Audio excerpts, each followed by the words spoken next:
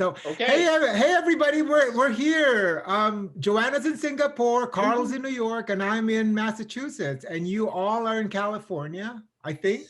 And so, welcome. We're very excited to have Carl Goldberg today. He is. Uh, I want to try to describe you very succinctly, Carl, but he is basically the shirt maker to end all shirt makers. He Oh, creates bespoke shirts for Broadway, film, private clients. He is a third generation. Is it called Schmata? Yeah, sure. Smart the business. Yep. Yeah, it is. He's a third generation schmata man, which he is the shirt maker to the stars and to everybody, and we're so happy to have him. Hi, Carl.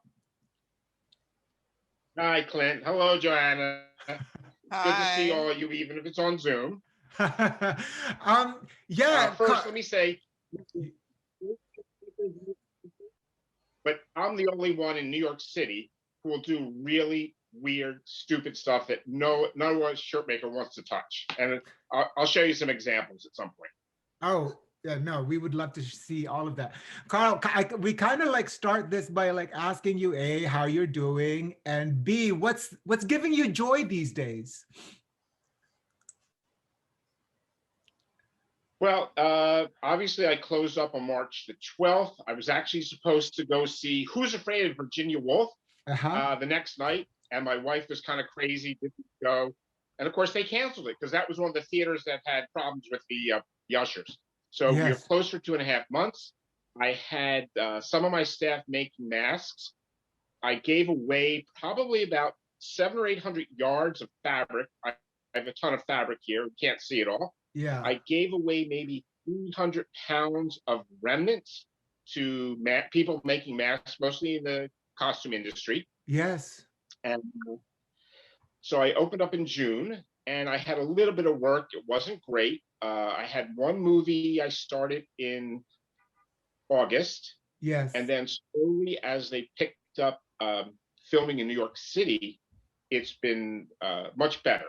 So my filming, I've been doing a ton of TV and film work now, which is That's getting great. through the last 4 or 5 months.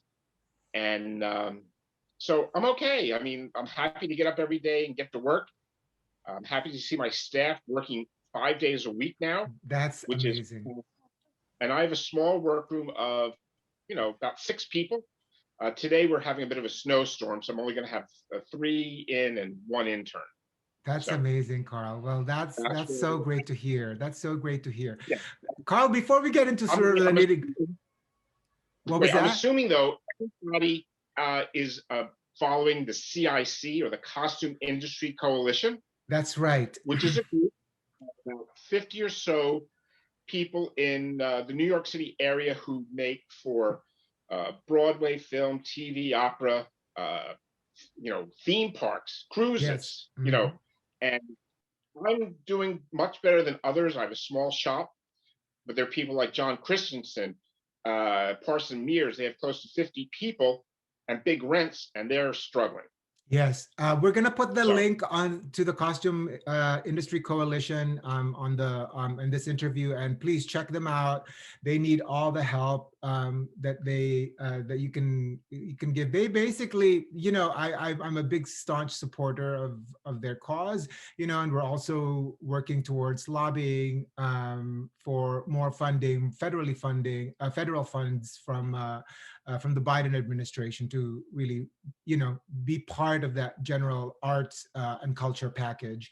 Carl, before we start into the nitty gritty about like shirt making and everything, can you tell us a little bit about yourself, where you were born, grew up, like where you were raised, all of it?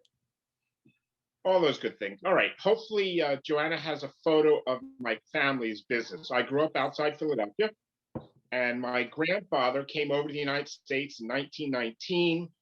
He perfect. That's him in the middle. This photo is probably taken in 1974. He moved to Lancaster, Pennsylvania, and sold dry goods, which would be, needles, fabrics, thread, and he had a backpack. Then he progressed to a horse cart. Then he moved into Philadelphia, opened a store, and right after World War I, there was plenty of Army Navy surplus available that you could buy very inexpensively and then resell. There we go. Now that picture's taken in the 70s. My father was, as many family businesses, first generation starts it, second generation builds it, third generation has a tough time. Sadly, my sister closed this business about 2 years ago after 100 years. I walked away from the business to start my own. Um, and we sold in the 70s all sorts of amazing military looks that were very fashionable. As you can see, sailor shirts and this kind of look. It was a look, and we were very Amazing. busy. Amazing. So I worked there from a kid. From like the age of 12, I'd go in on Saturdays for make some money and go spend it, on my date that evening, sort of thing. And but I went to college in Washington D.C., studied business. Now, mind you, I am not a tailor. I don't cut. I don't sew. You don't want to see me sketch. I'm just, I guess the best way to put it is I'm the impresario. That's amazing, Carl. Carl, were your grandparents immigrants? Like, did they immigrate here or? Yes, all my grandparents except for one came from England. One was born here. Her family was from England, and the rest were all from what we would refer to as Prussia. Because Yes. back then, the borders would change. Maybe Poland, maybe it was Russia. It was the Yes. whole area. Yeah. Yeah. Yeah. And my grandfather started making outdoor porch furniture. So how I got into, I guess, fashion is the best way to put it, is my father had, we sold Army surplus camping equipment and whatnot.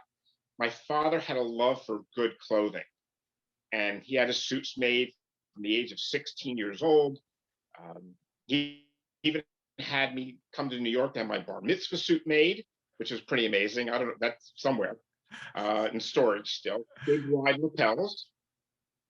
And, from I guess about the age of 50 or so, my father he was a Francophile because he was in World War II based in France, and he loved everything French. And he had, towards the end, all his clothing made in France. He had, if you know any of these brands, John Lobb handmade shoes. Mm. His suits were made by a tailor by the name of Smolko, who the suits are completely handmade. I still have a few of them.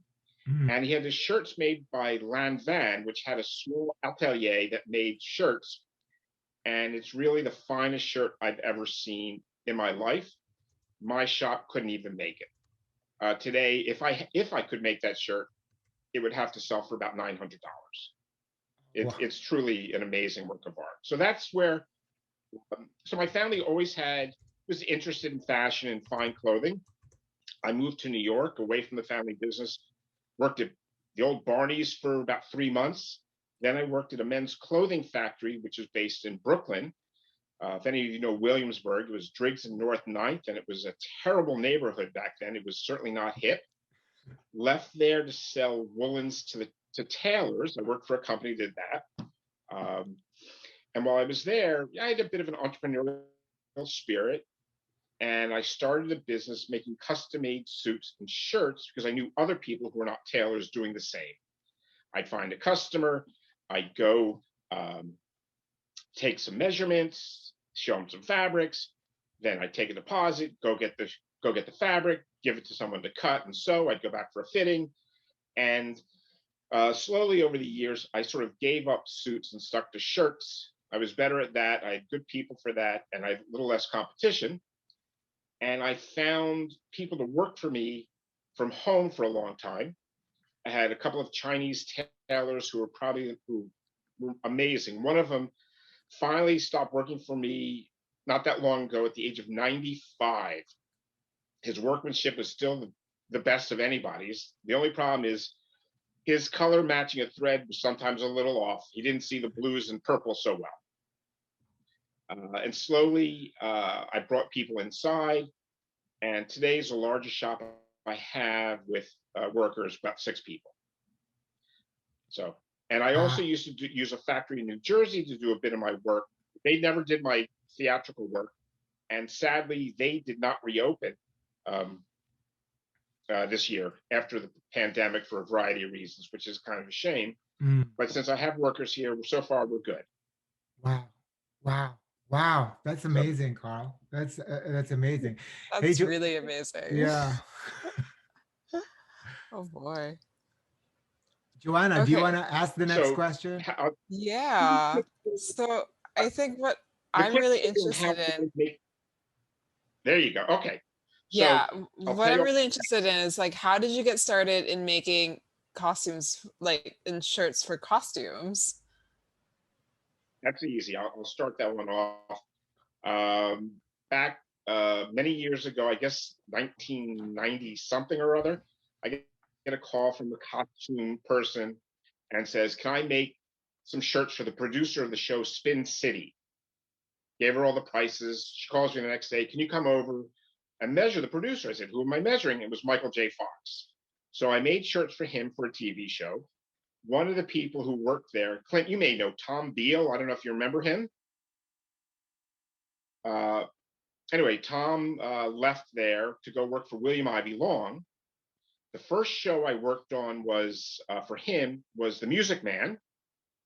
And then in about 2000, we started doing the producers. And excuse me, here it is right here. Here's the shirt. It was all rigged, as you can see. It has lots of Velcro for quick changes. Anyway, if it wasn't for, I think if it wasn't for that show, I might have gone out of business that year because men had start business casual. They stopped wearing suits to a certain extent and dress shirts because of the internet boom. People started to dress very casually. But that got me through the year, and we made lots of those. I made all the dress shirts for Nathan Lane and Matthew Broderick and a few other people. And so that was the first really fun, big job I ever did. And from there, other costume people would hire me. Usually it was the associates because they were the ones who did all the grunt work on shirts primarily. That's right. That's Fiddler on the Roof. I made tons of those. In fact, I don't know where that pattern shirt is, but I've made tons of those shirts over the years. So this is Fiddler on the Roof, the last revival on Broadway, and this is Danny Burstein. Correct. In fact, I think I used that pattern to work on what I made for you for Once on This Island. Once on This Island. Yeah. Yeah, that was my base. Wow. Yeah. You know, Carl has made shirts for me for a while now, and Carl, your shirts for Respect are going to come out soon. There's that beautiful shirt that you made for Marlon Wayans, that printed one. I know. I'm looking. In fact, I'm making some shirts for Forrest Whitaker, the Godfather of Harlem. Oh, great. So, yeah. Sarah is designing that. Sarah cute. Lux. Yeah. That's so exciting. I love Sarah. Sarah's a lot of fun. A lot of fun. And I'll tell you a little story. What's interesting is that what I'm making for Forrest Whitaker is period incorrect. Uh-oh. He loves a specific color. We're copying a Tom Ford collar. It takes place in the 60s, and it was all wrong. But he's the boss, so we don't do anything about that. Yeah, he loved the shirts that you made. Maybe we just go with it. Yeah, you probably made like 20, 25 shirts for him for Respect. It was a lot of shirts, and he loved every single one of them. You know, and it was really great. So just to give me a second, I'm going to drag a few things to tell you about some of the things that I've made in my shop, and I'll understand why my shop's unique. That's great. Let me change the view to speaker view. So okay. Beautiful. All right. So again, this may Johanna, I'm sorry. This was for Jen Caprio's Sweeney Todd. This was my first sample. Shirts, Carl.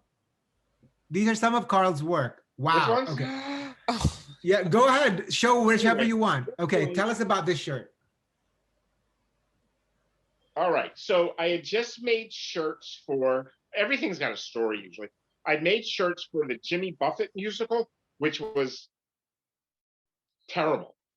Margaritaville. And this was one of the shirts we made it for one scene. Don't ask. And then I was going to do work for Donna Summer. So we decided to make up a sample to show the costume designer, who was Paul Tazwell. Well, I had forgotten that Paul had actually designed the Jimmy Buffett musical as well. I think he forgot he designed it. So when we made the sample, we felt a little weird showing him another thing, his fabric for a different show. So we never showed it to him. Okay, Carl, Yes. can you show us that shirt again? The gold one? Yes, please, because I think we got cut off. Yeah. All right. So where'd it go? Here it is. And I'll tell you the story again, too. Yes, please. Yes, please. A little crooked one. Oops, hold on. One moment.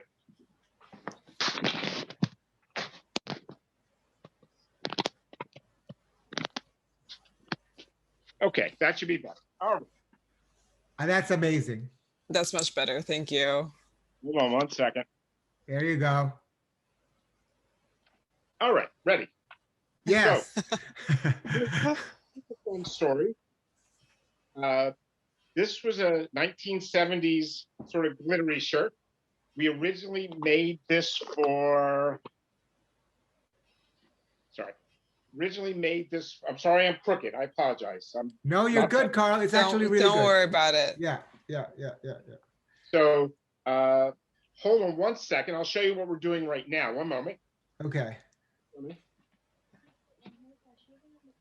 Yes. So right now, this is for Dickinson, and they gave us all sorts of weird samples that we're working from, and I think we should do some shirring at the cuff. Yeah. So this is Dickinson, the TV show that Jen Like the one Moeller, on yes, that Jen Moeller Apple is TV designing. one? Yeah. Yes. Oh, Yeah. those So costumes right are now, lovely in that show.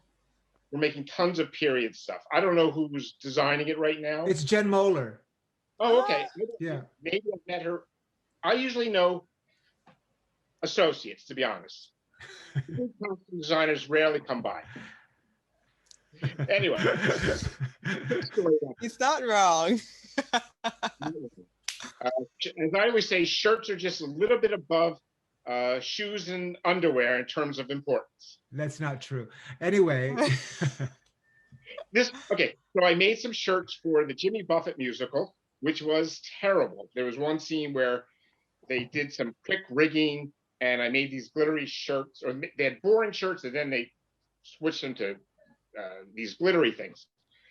And then I was going to work on the Donna Summer musical, and the associate, whoever that was, wanted to see some samples to show to Paul Tazwell, the costume designer.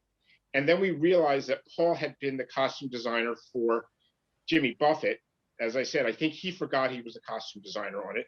But we felt a little guilty using his fabric from one show for another show. I have no idea how much his fabric was. It actually looks kind of cheap. But we still felt a little funny about it, so we never showed it to him. But we keep it around as an example, just for fun. Wow, that's amazing. Carl, you've shown us like a couple of like shirts from different periods. Like what kind of training did you have to get to do all of, all of your knowledge and all of like you, excuse me. You just told that tailor to put some shirring on the cuff. Like, how did you, like, what kind of training did you do? Really, other than growing up from the 70s, which I experienced, it's all on the job. Often I'm handed a sample from a costume designer of what to sort of copy, and we just work from that. And over the years, I just know what something should look like, and I just get my very talented staff to follow my directions. So no fashion school, nothing, right? Like literally on the job. All life experience on the job, yes. Oh my gosh. I was working in an Army surplus store. We had surplus from, I don't know how many different eras, and you could just look at that and get ideas from that as well. That's right. pretty much where Ralph Lauren got his start. Yes. Like tons of military surplus. It's so funny, Carl, because I always say to my associates, just ask Carl, he'll know what color it is. And It so, is the easiest answer. that's right. That is right. Just because I pay attention to what I've done in the past, that I know what to do. For example, I had to send swatches out for a TV show. I know what's camera friendly at this point in my life. That's right. That's right. You know, Yeah, you yeah. don't want under the strobe. You don't know you want this or that. Something that has a little bit of a pattern that's broken up. Yes. It's nice if it's not stark white. Textures work really. Slight textures with stripes. Or costume designers love stripes as opposed to American men at this point in time. Uh-huh. Yes. Yes. Yes. Yeah. Yeah. Yeah. Yeah. Can I share a few pictures from your workshop so that maybe then we don't have to move the camera and then we can all look at it together? Yeah. I think.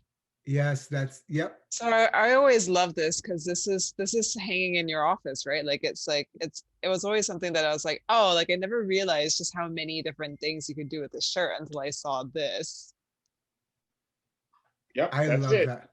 Those are cuff. What we're looking at right now, folks, you know, the whole university is seeing this, so we kind of need to break it down. These are literally cuff samples, pocket samples, you know, center front closure samples with the plackets. You know, there are patch pockets in there. This is just a variety of styles that you can choose from.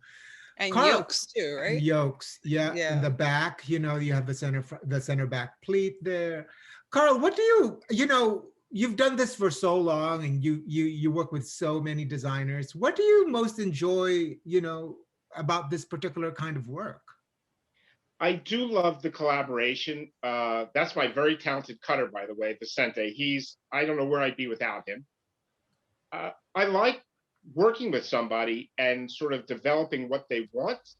For example, I work with Linda Cho on a show called Flamingo Kid, which I doubt will ever make it to Broadway. I don't think it was very good, supposedly. But we worked on beautiful, beautiful shirts for the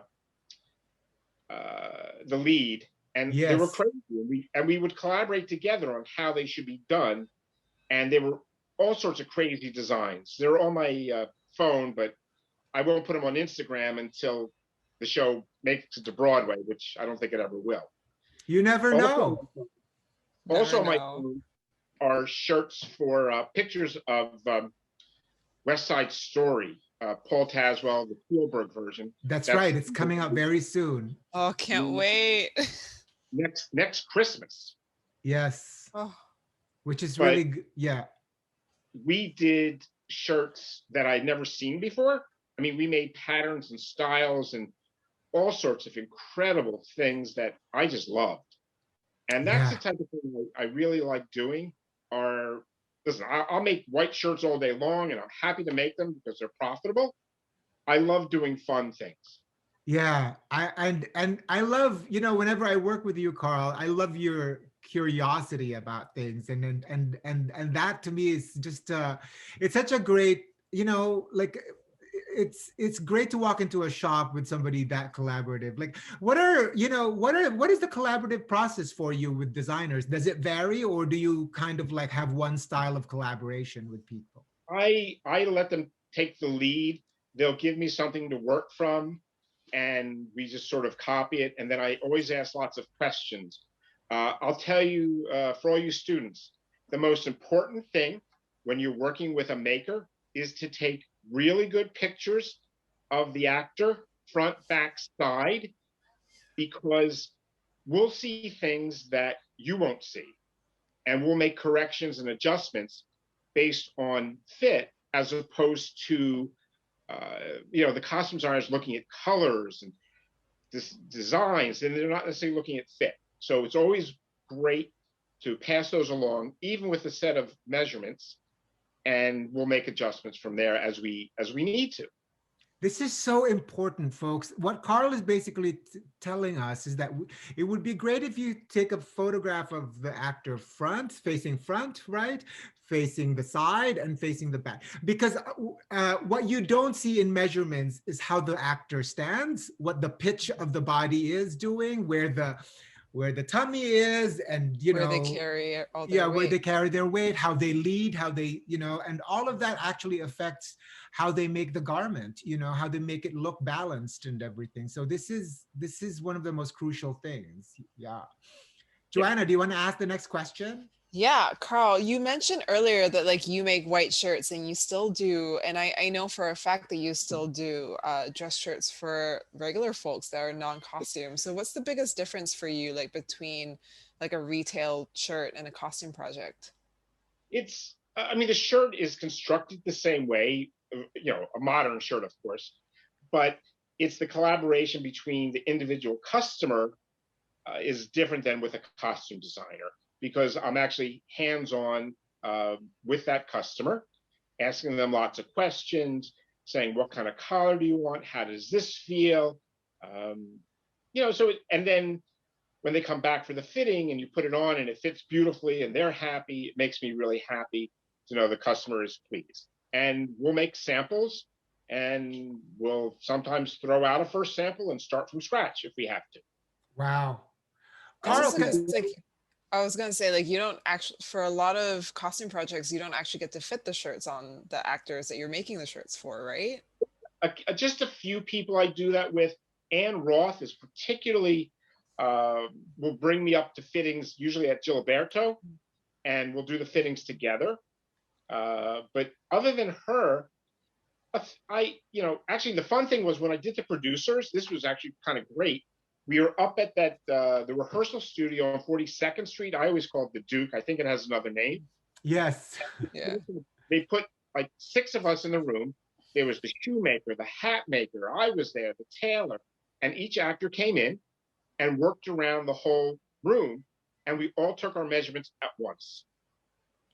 And it was, I think, the only time I ever did that, and it worked fantastic. So if you ever have a big show, bring all the makers in at once, because stage managers are terrible about letting the actors out. I was just about to say that, Carl. That really depends on who the stage manager is. But you know what? That's a really good thing. I think that's also great that all the makers actually know each other. I think that to me is where the real collaboration actually happens. Carl, you talk about the sort of the fitting process, but can you actually walk us through the process of a designer coming to you and say, Carl, make me a shirt for the show, and to the very, very end? What is that like for you? What is that whole journey? Again, let me give you an example of what I'm working on now. It's a little harder now with COVID, but so a lot of times they'll fit the actor in a shirt that they've pulled from some costume house, or, right. And they put it on him and they say, we love this shirt, but it doesn't fit, or we need 3 or 4 of them. I always say, when you go to those costume houses, you can find 1, but you can't find 2. Right. So, especially in a show, if you're wearing that same shirt over and over again, or wearing the shirt for the entire show and you perspire quite a bit, you don't want to know what that shirt looks like. That's right. And can I just, folks, very important to understand what Carl is saying. He's basically saying, we actually, most of the time, we need more than 1 shirt, right? In the theater, that shirt goes through 8 washings a week, if that. And so, we need to sort of alternate it to keep the longevity of the shirt.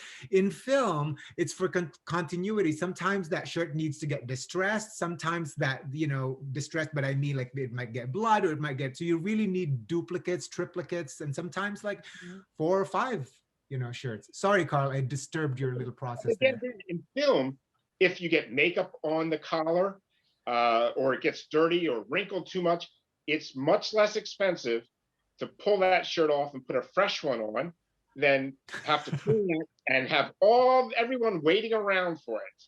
That's right. Or having, God forbid, to reshoot that scene. I think, films, for instance, the big films, I'm sure West Side Story was this, they could go into millions for every day. You know what I mean? Like that's the cost of like the production.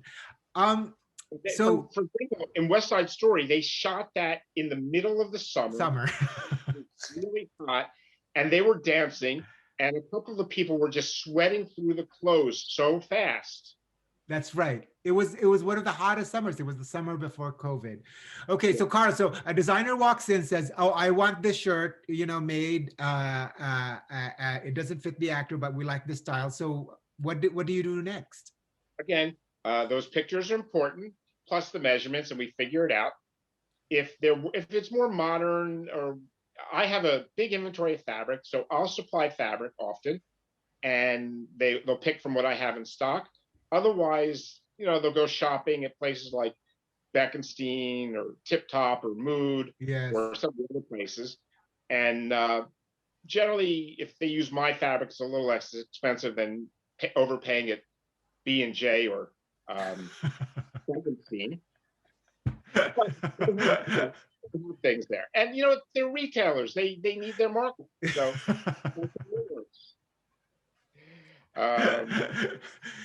So then at that point, I will instruct my pattern maker and cutter. If it's modern, we'll probably work off of our block patterns. He'll make a collar and cuff pattern generally, or he'll make rarely do we make a full pattern if we can help it. But if it's a really difficult fit, we'll make the full paper pattern. I'll show you what that looks like. Give me half a second. Didn't even Yes, think about please. Yes.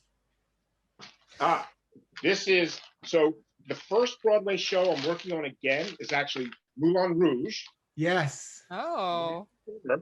I was supposed to work on 4 tours of Moulin Rouge. That would have been a really nice summer. And so we made, so they're doing an Australian tour first, and then they'll do the others. So I'm making samples so the costume people can go around to the various countries and do the fittings in sample garment. Right. So this is one of them. I wish I had, maybe I'll get, hey, here we go. Here, a good example of what goes wrong. So we made a first sample based off of something that somebody else made that was a bit of a disaster, and it was too small. So they sent me all, as you see, all the lovely pictures that we worked from. So obviously that was the first sample. So we made a number of changes. So, I know you guys all see paper patterns, butterick patterns, whatever. Actually, Carl, can you show the paper patterns, and can you actually tell our students like what each pattern piece is? Because I think that's also really helpful, especially for our class. Here we go. Let's start here. No, here we go. Here's your front. This is not a typical shirt, unfortunately, because as you can see, there's no cutout for the neckline. Yes. If you want, I can find a better pattern. Should I do that? Oh, Or just- sure. okay. But this is good. Yeah, this is good. also interesting. Yeah. Yeah, just keep going with it. Put this on hold for 1 second. And I'm going to go get a better pattern. A typical shirt pattern is what Carl is looking for.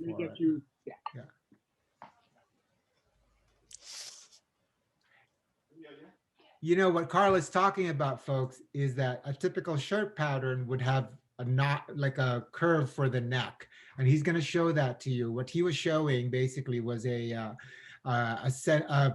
front panel of a shirt.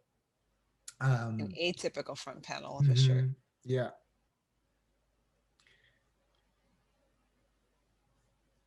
Actually, the reason why I wanted Carl to come on and talk to class was also because I feel like every time I go there, I get sidetracked by his stories. And he always has so many stories to share. It's always so fun. I could talk for hours. Okay. So, this shirt right here Yes. was made off of the pattern I'm going to show you. Yes. Great. Look at that uh, very spread collar that I'm seeing. Oh, so modern. Super spread, but this is a nice spread. It is a So, nice spread. Yeah. Basically, we start here. Here's your front. There you go. That's it, folks. So armhole, neckline. This is the placket or French front that folds over. Might this You be can- for Forrest Whitaker? No, this is just a general block. Okay. Yeah. Actually, I think I use this. So this is we call the polo pattern. Why? Yeah. We make samples for Ralph Lauren, and they once gave us a vintage looking pattern, and we loved the way it fit, and it was different than my normal block. And I said, let's copy it and grade it. So that's what we did. Yes. Yeah. I've had other patterns I've worked off of that were somebody else's, and sometimes they work, sometimes they don't. Every Yeah. shop has their own methods, seam allowances. So this is based on that. As you can see, it's very hard to see. I'll bring this closer.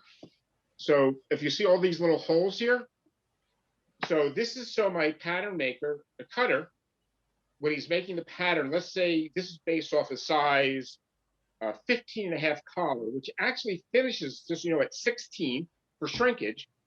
But if you drop this here, you get a larger collar. And that's the neck size, folks.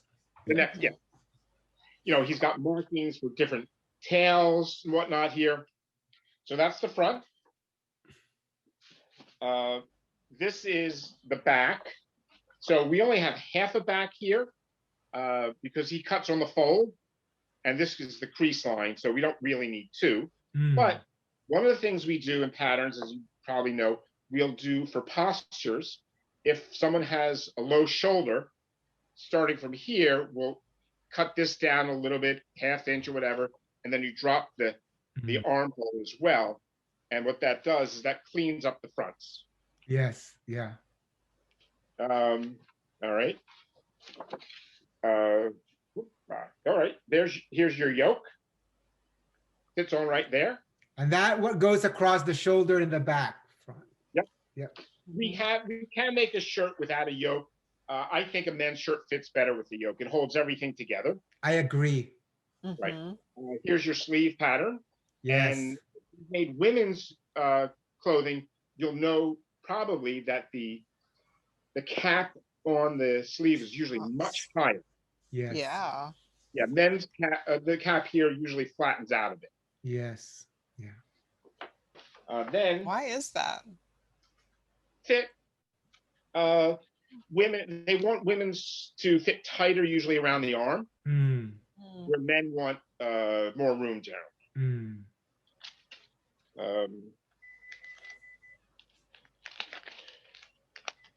Here we go. This is a couple of different cuff patterns.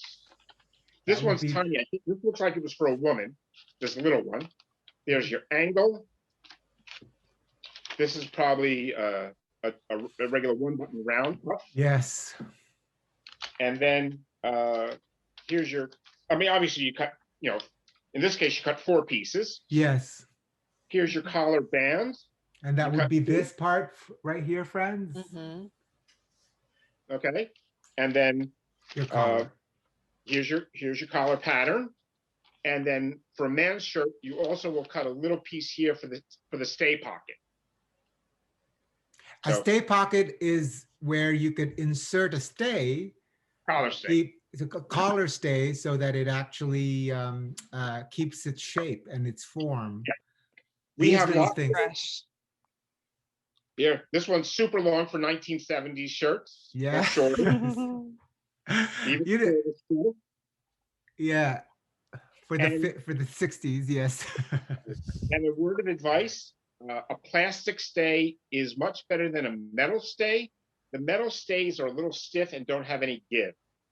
For some reason, someone thinks it's a great idea.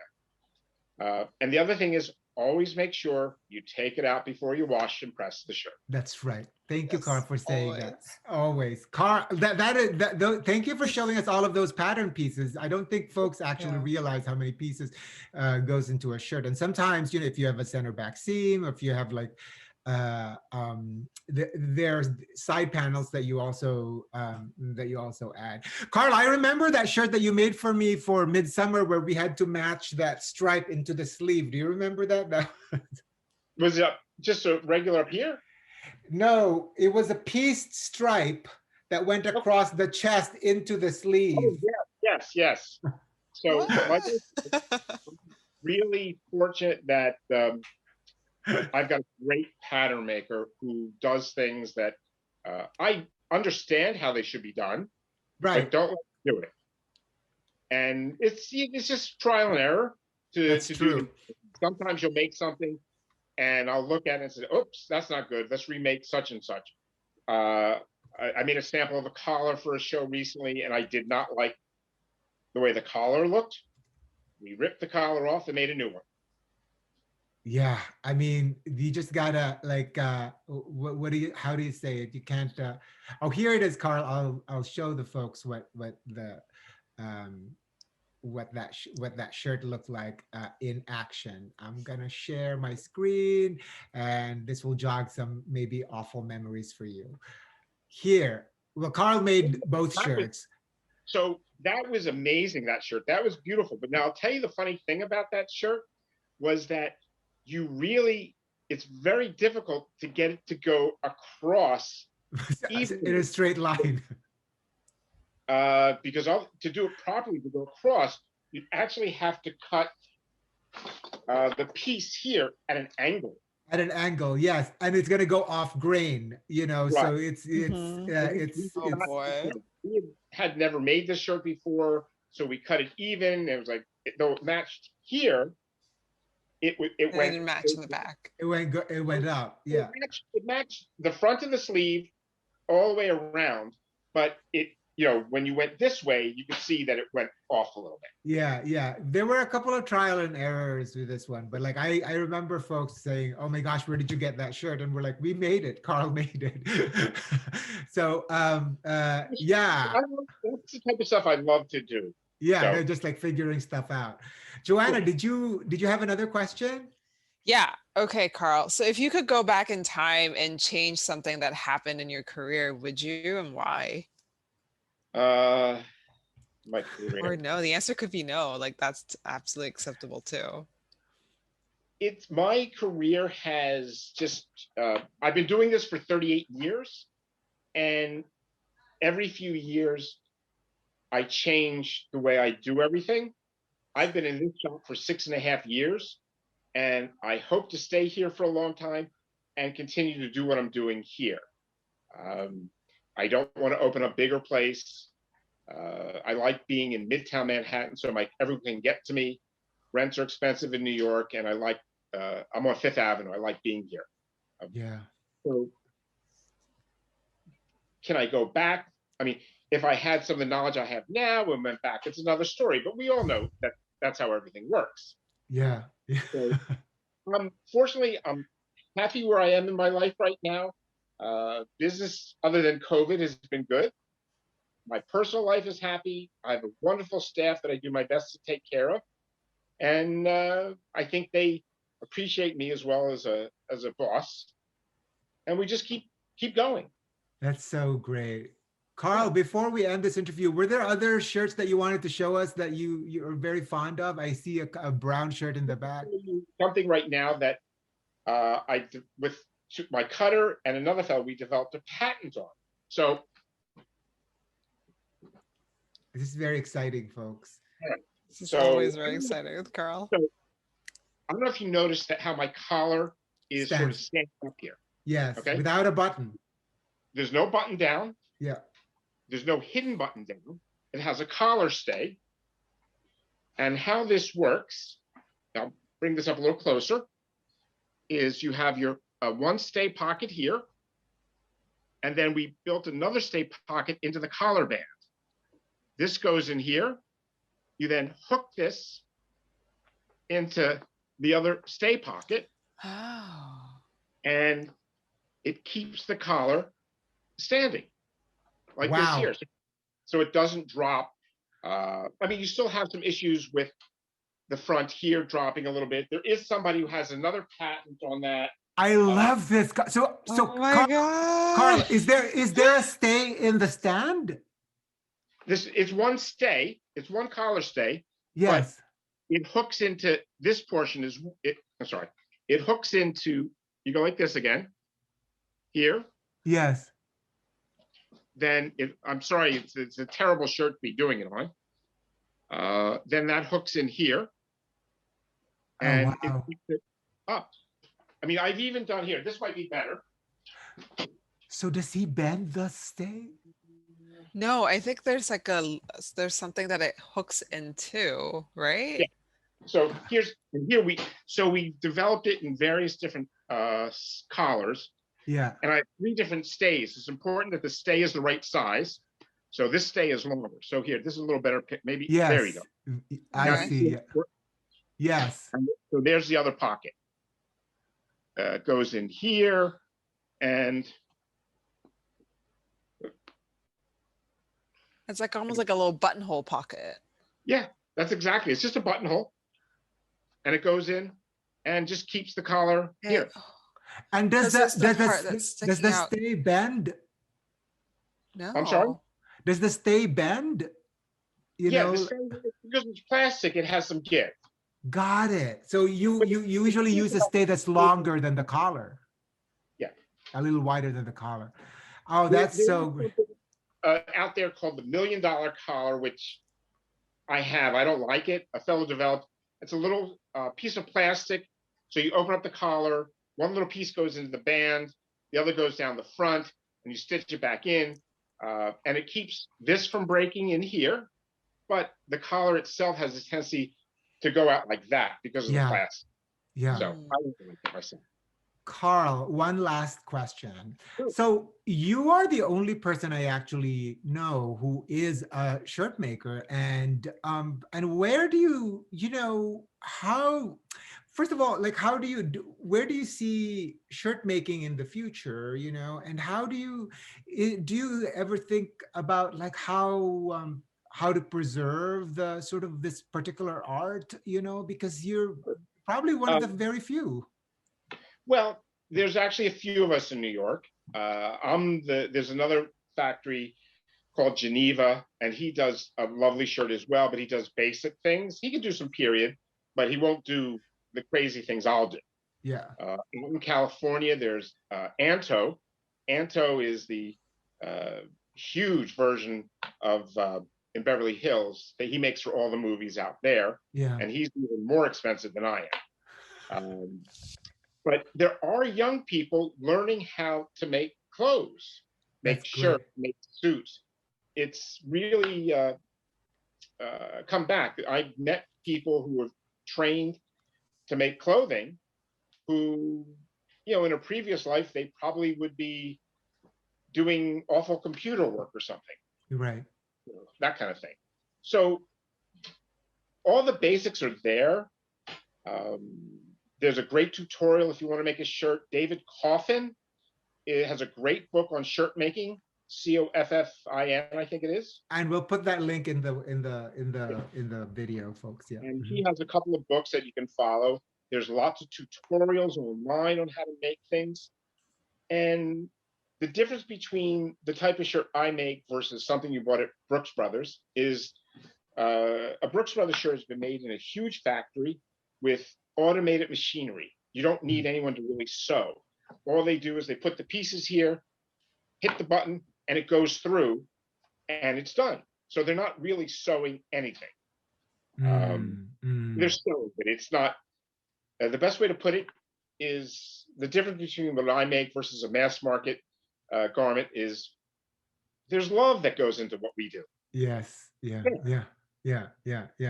It's Absolutely. and you feel that love when you wear it. Whenever I get the shirts from Carl, I always just like, it's just so great. It's like I make it a point that I hang them up because like it's it's made by many hands. So Carl, thank you. I some photos from the CIC of my workroom. Yes. So you can put those up too. We'll put them up. Yeah, we'll edit them into the episode, and we'll put them in a slideshow. Let me tell you one last story. Yes. There's a very famous costume designer who was, and she was designing for something at the Met. Yes. They knew that they were going to do an HD film of the opera. Yes, yes, yes. Okay, now opera singers like room. Yes. They don't want the collar to fit properly. Nothing touches the neck. No, nothing. So I know if the Met gives me work, I know whatever the measurement is, I add more than I should. Yes. Well, because this was going to be an HD, the costume designer was very upset that the collars weren't fitting properly. Anyway, I take it back. They were fitting properly, and the opera singers weren't happy. Right. So this is one of those stories where, because of the crossover in mediums, one thing, and also the crossover in performers, I think you encounter these aesthetic issues, which really they are aesthetic issues, Yeah. But no, there's so much there in terms of like the crossovers, particularly in COVID right now, it's like, oh, look at that costume. Why does it look like that? Well, it wasn't made for the screen. It was actually made for the stage. So, yeah. But Carl, thank you for this time. And Really, thank you so much. Thank you for honoring us with all this knowledge, If any of you, the students, find themselves in New York, you're always welcome to come visit. We'll put Carl's information and his shop information in the episode information. So please, it's a wonder. I love going to Carl's shop when I can. You too can get a custom shirt. This was me too. I love imparting the knowledge that I've gained over 38 years, and put it out there. There's no secrets. That's it's just amazing. hard. Yeah. Thank you, Carl. Thank you. Have a great day. See ya. Bye.